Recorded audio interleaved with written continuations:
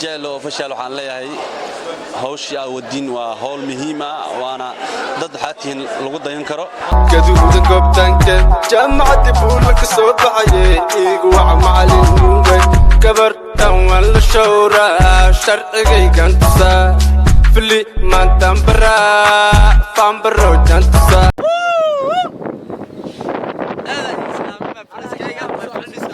galab wanaagsan guys maanta waxaan soo aadnay deegaanka qayb ka mid ah iyo xubinta iyadoo aad isogtii bas waxaan keenay aad isaykaasi waxaan soo dal fanaan raabis hab loo daay الحميس weyn ايش واي يعني waa subrani kijeele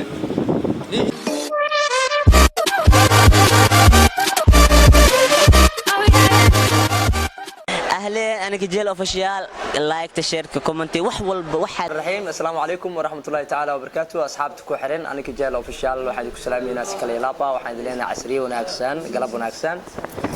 قلب كي مديك وعفرية بتيجي غالي قامر صاحب كي أو صوماي أو حسن عمر أو نيجنام كي سنو يا أبو صوماي هاي سودو كابو هذه أصحاب أنا كجيل أوفيشال السلام عليكم كل يلا ما شاء الله سلامتي عكورة يزور سبسكرايب دع وسيارة فهمت ما بكلا كل معاه هذيك بس كثير زين وذاك مشغول أنا مشغول يعني مشغول كضعف هذيك رفت كاي شغلات أصحابي وهذا لا اللي هو عابين ويجي على صراحة عم فهمتي سبيع على صايع يوتيوبر هروي وهاي من أوضاع وهاي كله بدرين كتاب وسمع دام غادينا فدك قاعدين عليك هذا بها عمامد سكسرتين عمامد سكسرتين هي كل يلاوا هذا كاك عاو سأبدأ وليسين هذا كاركو أصحابتي ذو حكلوا يدين حكلوا فيديو كاميرا ستوري وقرامي حسين نور بشاري ناس كعسريين صاحبك حسين عمر حسين هل يلا أصحابته لا وحلا كمتك على صوب اليوم كان وضيقة عمامد الله صار عليه عدوين ساسا نشرنا وحي هذا أنا كومنتي أنا آخر دونه هذا كاي باهنا إن وحي هذا سو كتبني زين تبشرة هذا عليك كيس يلي رجلتي عمامد يسين ناسرتين تهذا كلام شغلي زغبسوا ولا قباع سوشيال تهذا كلام كابو واحد جرتو أرن أنا رجع بلبده هبين أو مقال مقدشو يقصون نقطي أو حالي دوب وقت دبوا مقال كيسو بحي عنكو أركي magaaladu waxa ku sii badanaya gabdhaha 13 sano jirka 14 sano jirka oo habeenkii doobo magaalada wareegayaan ama guriga familigooda iyo waalidiintooda ka soo tagaayo mar xalay 8 saac iyo bar habeenimo ay tahay waxaan arkay family ka soo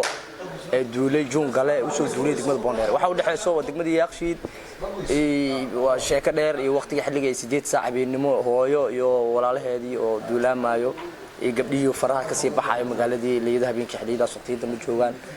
bal arintaas adiga ahaantaada ma ku aragtaa magaalada mase arin ani kaligii aan arko waay wallahi horta waa arkay waxyaabo fara badan ilaahay horta inta muslimaan soo hanuuniyo adowen kulli gabdhaha gabdha Soomaaliyeed waay ilaahay gabdhaha siyaano astro waana la nasheen waana faanto waana noo dhaxeen lama jeclaan xumaan horta صح oo xumaan iska jecelo dhalinyaro ah waa dareem kulli aqliga inuu soo ku filnay waa dareemi kartaa laakiin xakameenta waxa looga baahan magaalada Muqdisho ay ku sii badanayo ay sii fadroobayo ee marka si dambeeysan hooyadii aysan ka sii xakareenin qurbadooda inta la isticmaaleen naf nool ay ka maqan magaalada aad meel ku tabeenin way adag taasi aad ugu seexato haddana waxa ka sii qurux badan Soomaali waxay ku maamaadaa bi intii isku soo gaarin la iska muusaa inta aadan qurboonin xanuunsanin dhibaatoonin waqti dambe hooyo aadan wareejinin waxa ka qurux badan ubadkaaga in aad tarbiyadooda iyo waxbarashadooda aad la socoto meel walba ay aadayaan waay waxa jiro markii iskuulka ama madrasada ilmaha la geeyo ama jaamacadda waxay ahayd meelaha ay tarbiyada ay ka soo qaataan laakiin hadda waxay noqonaysaa meelaha xumaanta ay ka soo qaataan qofkii oo wanaagsan oo wiilkii amba gabadhii jaamacad tagaayo oo dugsi sare secondary ka baxayo wuxuu la kulmayaa dhalinyaro taabuu amba daraam doolka isticmaasho hadda habeen hore waxaan arkay wiil jooga ka dhacay wuxuu wadaa gabdha yar yar isagiina ogaalkiisii dareenkiisii uu baxsan yahay wuxuu isticmaalay kun cirbadan daraam doolka la dhahayo waxa loogu talagalay dadka operation ama qalimaadka lagu sameeyo qof xusuuskiisii amba aqligiisii intaas oo gaarsiisan yahay ee maqan ee maskaxdiisii oo dhan qofka oo wadane ma qaadi karo mas'uuliyadiisa naftiisana ma qaadin karo waxa laga yaabaa isagoo saas u maan doorsan waqti dambe gabadhii wado qofkina caruur ay tahay rabitaan wiilkaas ee u rabtay u soo raacdo in niman ka xoog badan amba ka aqli badan ee waqti xaadirkaas xaadir inay gabadhii ay kala dhax baxaan ay dhibaato meeshaas ay ka dhacdo intaas oo dhan waxa uu gudbi karnaa adiga oo la ogaatid ubadkaaga qofka uu la saaxiibayo inuu wanaagsan yahay wax uu isticmaalo waxaan arkay xalay waqti dambe mar ay 8 saac habeenimo ay tahay anigoo magaalada ka soo baxayo waa bari ka soo socdo isgoosku Boondheer waxaan kula kulmay hooyoodin adig gaarayo ilaa 20 oo isku soo duuleen ka soo duuleen degmada Yaaqshiid qaybteedii gadaal Jungale waxay joogaan degmada Boondheere ee daljirka agtiisa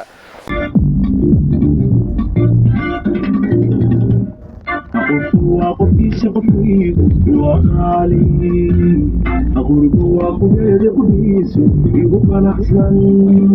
هيجمو قصرين waa waqti 8 saac beenima hooyo aysan socon karin dumarkan ay ku adagtahay in xilligaas socdaan hadduu uusan la socdin qof uu heliyo waxa soo bixiyay waxay tahay ciidaas ay ugu soo duushay gabadheena ayaa gurigeena ku jirto iyo kuma jirto maanta way imaaday way baxday gabadhii anaga ma qabaan u baahanahay laba habeen waa gabar jaamacad loo dirsaday waqtiga jaamacadda loo diray oo bacdeen ay ka soo laabatay ma soo aadin gurigeedii wiilala ka soo dooneen bajaaj ku qaateen way baxeen meeshii gabadhii taleefon familiyeed kama qabanayso waa 3 habeen oo xiriira aan kala kulmaayo magaalada ku arkay sheekadaas oo wili degmooyin kala duwan ah marka intaas oo dhan saa ugu baxno waxaan ku qasbannahay in aan la socono dhaqdhaqaaqa ilmaheena si hadhoodii duulaanka iyo dhibaatada imaanayso dhanba ay soo dhicin fikirkayga markaan cabiray waxaan jeclaystay in aan la wadaago ummadda Soomaaliyeed oo dhamaan waxaan arkaynaa haddana gabar yar 13 sano amba 12 sano jirto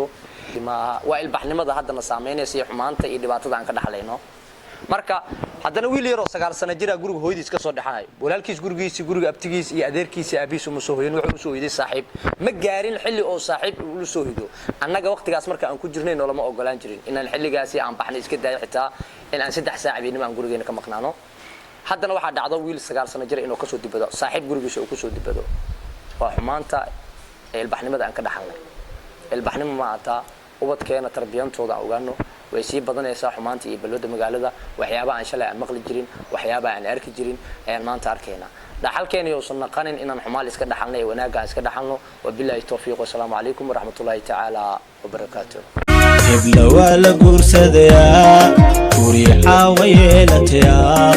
midu gaarayelatiya kelbiskeedii baa socdaa waxa sida gawaadhidana ku sagooto gobanimo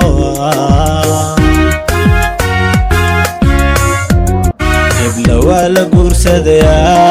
guriixa wayelatiya midu gaarayelatiya kelbiskeedii baa socdaa waxa sida gawaadhidana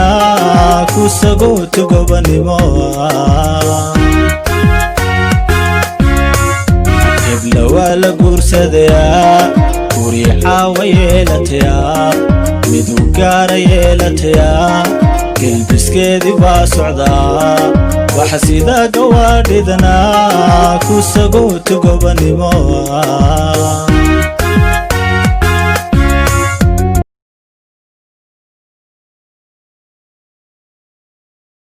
dhawaada waxa waay tiim aynka jaa hala kala kicsan siraaftu waxa waay qososku shiibade